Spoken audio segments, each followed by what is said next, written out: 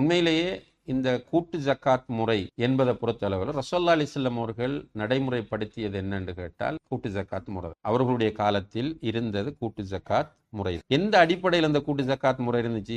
மதீனாவில் இருந்துச்சா மக்காவில் இருந்துச்சான்னா மதீனாவில் எப்ப அந்த கூட்டு ஜக்காத் முறையை அவர்கள் போஸ்ட் பண்றாங்க?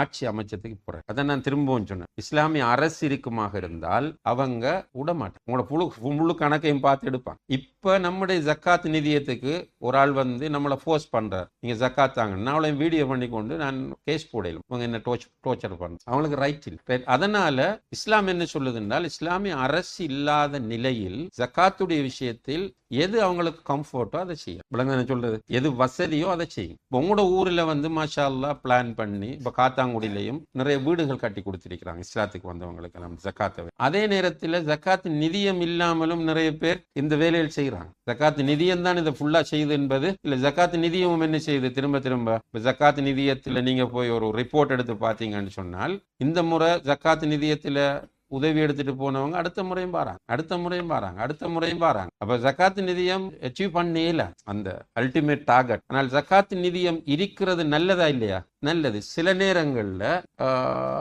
நம்மட காசு ஒரு தகுதி இல்லாத ஆளுக்கு போயிரும்ன்ற ஒரு பயம் இருக்கிற ஒருவர் ஜக்காத்து நிதியத்தில் போய் கொடுக்கலாம்.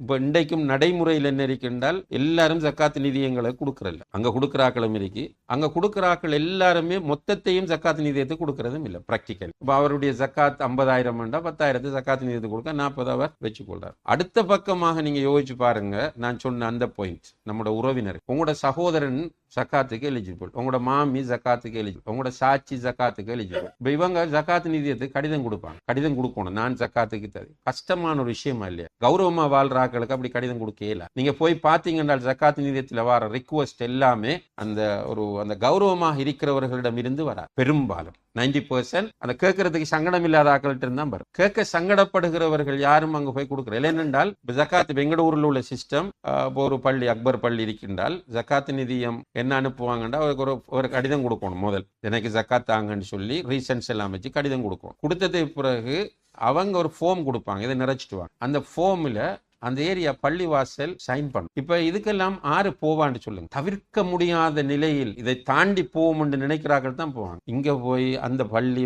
செக்ரட்டரிகிட்ட போய் நம்மளோட அமானிதம் எல்லாம் இல்லைதான். இப்ப என்ன மருத்துவத்துறையிலும் அமானிதம் இல்லை, சட்டத்துறையிலையும் அமானிதம் இல்லை.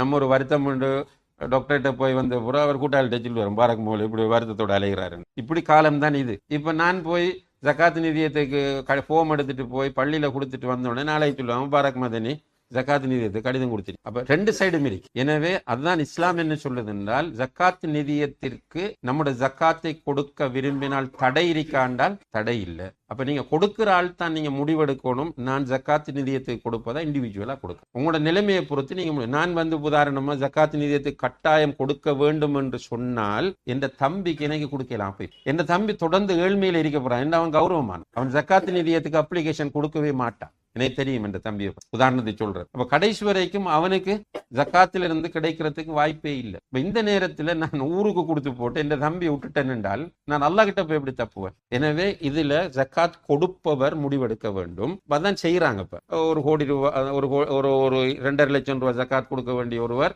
ஒரு 50,000 ரூபாய் ஜக்காத் நிதியத்துக்கு கொடுக்கிறார். மற்ற 2 லட்சத்தையும் அவர் வச்சுக்கிருந்து தகுதியானவர்களுக்கு பார்த்து தான். இந்த நம்முடைய இலங்கை முழுக்க தமிழ்நாட்டிலே நாம் பார்த்தேன், தமிழ்நாட்டிலேயும் இப்படித்தான். யாரும் முழுமையான ஜக்காத் நிதியத்தை கொடுக்கறதில்ல.